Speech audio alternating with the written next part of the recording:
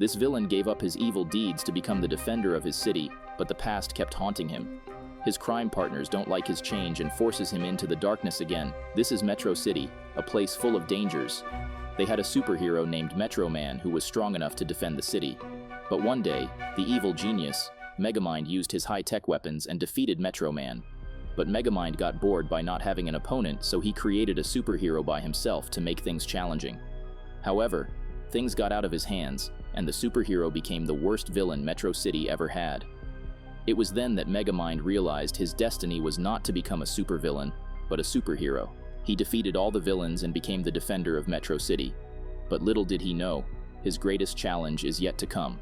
One night, a group of villains called the Go Fish Gang breaks into Beijing Water Palace to steal the diamond-encrusted koi fish. Megamind reaches there in time because he had already predicted this event. He also wanted to do it 2 days ago, but now he's a superhero, and his responsibility is to stop such crimes. The Go Fish Gang sends a huge shark to attack Megamind. But Megamind uses his freezing gun to turn the shark into an ice cube. The Go Fish Gang tries to run away, but Megamind captures them in a portable laser prison. Unfortunately, the gadget malfunctions, and the prison disappears. Megamind is left ashamed while the Go Fish Gang escapes in their tanker.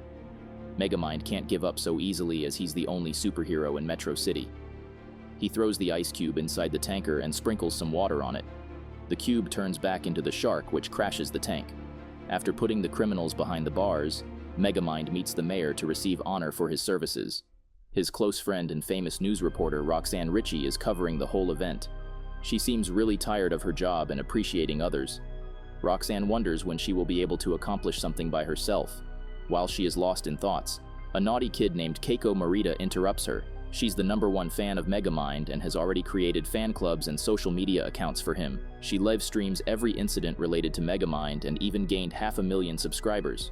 She wants to interview Roxanne because she helped Megamind in one of his accomplishments.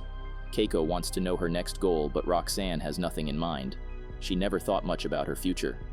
Keiko asks her to move forward in her life and try making a difference in this world. Roxanne agrees and starts having a different outlook on life. She's not the only one questioning herself. Megamind's assistant, Old Chum, is also having a hard time. Everything has changed for Megamind, but Chum still has the same job and entitlement. He's just an assistant that fixes Megamind's brain bots and washes his socks. Chum wanted to be a sidekick. Hearing this, Roxanne advises Chum to go for what he wants. He should directly ask Megamind for a promotion by reminding him how valuable he is. Chum agrees, but before he can talk to Megamind, Keiko stops Megamind to introduce herself. She has been doing a lot to promote Megamind. In exchange, she wants Megamind to teach her how to be a crime fighter so she can join his team. Megamind immediately refuses because he likes to work alone, but he appreciates Keiko's efforts and gives her a flash grenade as a souvenir. Afterward, he calls Chum so they can go back home. Chum takes this chance to express his thoughts.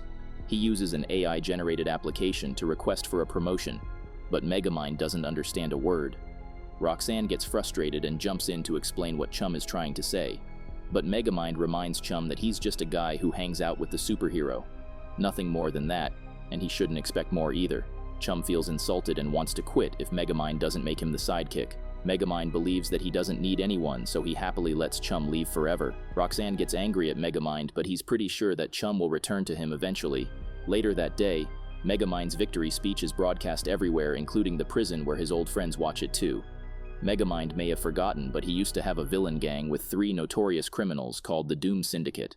His mates were Lady Doppler, the evil witch of weather, Pierre Pressure, the master of hypnotism, Behemoth, the burning hunk of burning rock, and the Duke of Darkness, Nighty Night. Since they separated from Megamind, they have been fighting for the position of leader. To settle this matter, they decide to give a visit to Megamind.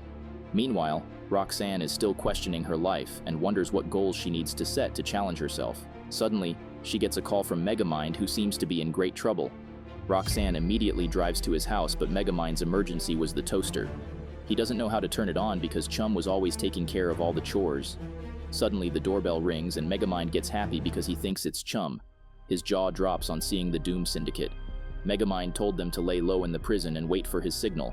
But when they saw the news, they assumed that it's Megamind's new plan to take over the city. He's pretending to be a hero so no one suspects him. Megamind plays along with this misunderstanding and agrees that he's just pretending.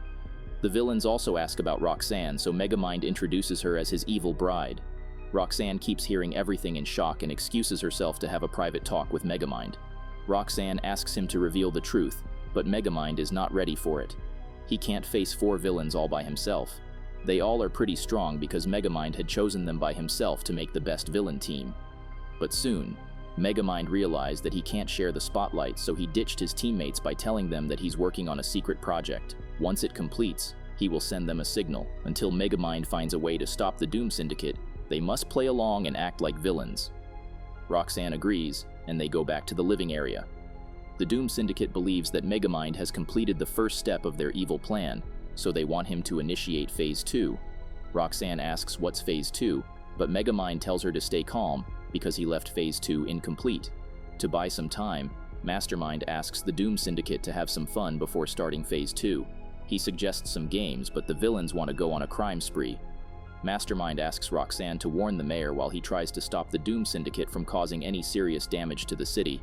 He sends his brain bots after the villains so they can fix everything that's under attack. However, the Doom Syndicate is totally out of control. Megamind has to keep his act of an evil guy and also needs to protect the citizens. Like every time, Keiko reaches there to cover this event but almost gets crushed under a building. She wants to help Megamind in fighting the villains, but Megamind asks her to go back home because he likes working alone. The Doom Syndicate has reached a bank and wants to see Megamind rob it like the old times. Megamind can't figure out how to convince the bank staff to play along with him. That's when Keiko jumps in. She calls it a safety drill that will help them prepare in case a real villain breaks in. The Doom Syndicate falls for it and regains their trust in Megamind.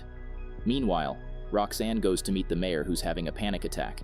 He's getting a bunch of complaints about Megamind roaming with a group of criminals. The mayor has no idea what to do in this situation, so Roxanne asks him to trust Megamind and keep the rescue teams prepared for emergency situations. However, Megamind still hasn't figured out anything, and he wants to enjoy a peaceful sleep. Suddenly, he hears loud music and goes out to check. The Doom Syndicate is throwing a huge party to celebrate their success. Moreover, they have invited all the deadly notorious criminals, including the Go Fish Gang.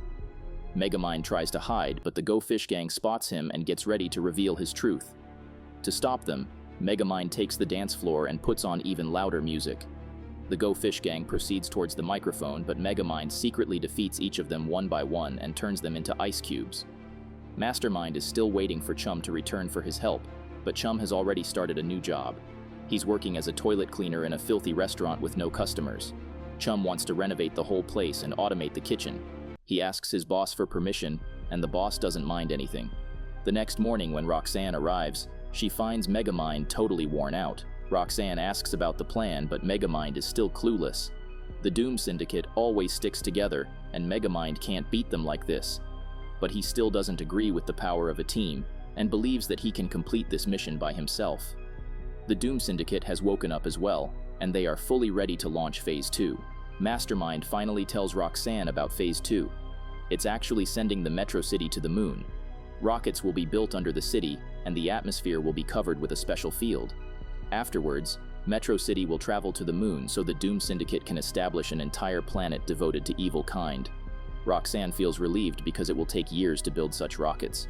However, Megamind had already built them in the last 6 months. Construction is pretty fast if you don't wait for legal permits and waste time in lunch breaks. When Megamind said Phase 2 was incomplete, he was just talking about paint coats. The Doom Syndicate can't wait anymore and asks Megamind to open the launch room, but Megamind pretends that he has forgotten the password. Lady Doppler refuses to trust him because Megamind has been acting out of character since they got here. She gives him 2 choices. Either he launches the rockets by the end of the day, or they will level down the whole city. Megamind starts to panic because he finally realized that he can't do this alone. Roxanne reminds him that he's not alone. He has some loyal mates, but he needs to ask for their help. Megamind regrets letting Chum go. Poor guy stayed by him through thick and never asked anything in return except for the parakeet. He needs to tell Chum that he appreciates him, not just as a colleague, but as a friend. They go to meet him at the restaurant, which has now turned into a famous donut shop. It can only be accessed through reservations. Luckily, Keiko followed them here. She scares away the staff with a cockroach and helps Megamind get inside. Chum is really happy to see him and tells Megamind about his achievements. Megamind tries to say what he planned, but the Chum's boss interrupts them. He calls Chum a valuable friend and admires his skills. He even gives him a promotion. Megamind realizes that he is too late. He leaves without saying anything because Chum is living a better life without him.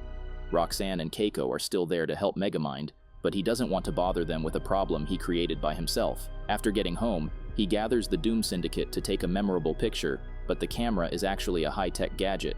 It traps the villains in a portable laser prison, and Megamind finally reveals that he's a superhero. Unfortunately, Chum wasn't there to fix the gadget, so it malfunctioned. The Doom Syndicate is free again, but it will not spare Megamind. He tries to fool the villains again by saying that it was a prank, but his nervousness is showing off. Megamind starts to sweat, and a drop of his sweat reaches his pockets where he put the Go Fish Gang ice cubes. They turn back to normal and confirm that Megamind is a superhero.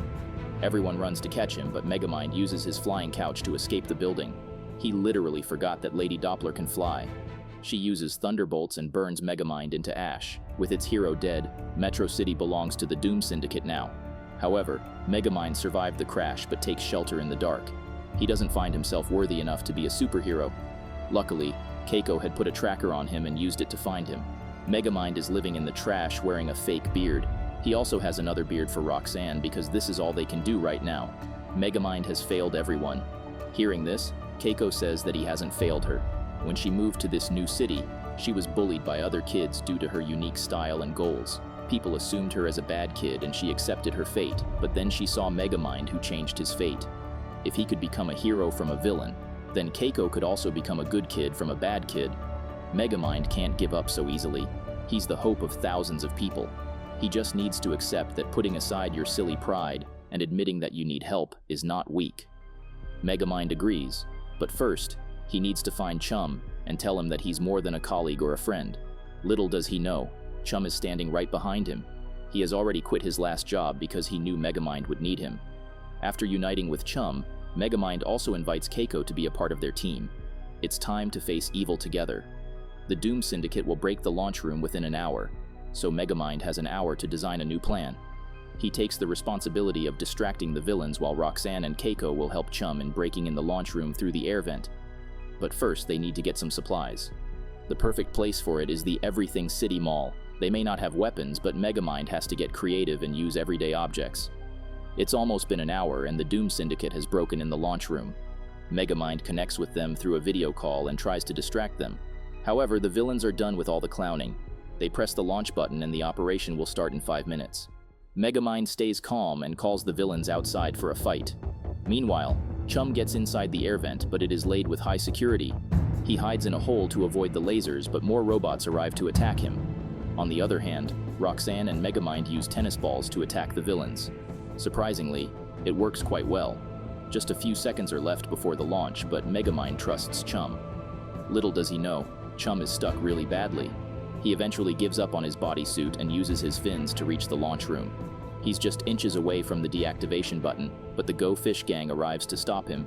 The city gets covered in a transparent shield and starts rising above the ground. The mayor runs away from his responsibility, so Roxanne takes the charge. She asks the rescue teams to evacuate the streets and prepare first aid. Chum uses the last bit of his strength to defeat the Go Fish Gang and turns off the rockets. But now the city is falling down at a high speed. Megamind wants to help Chum, but he's still followed by the Doom Syndicate. He suddenly remembers about the robot parakeet he made for Chum. He sends the parakeet to help Chum, while he uses a disguise generator to change Nighty Night into a clone of himself. Pierre mistakes Nighty Night as Megamind and puts him to sleep.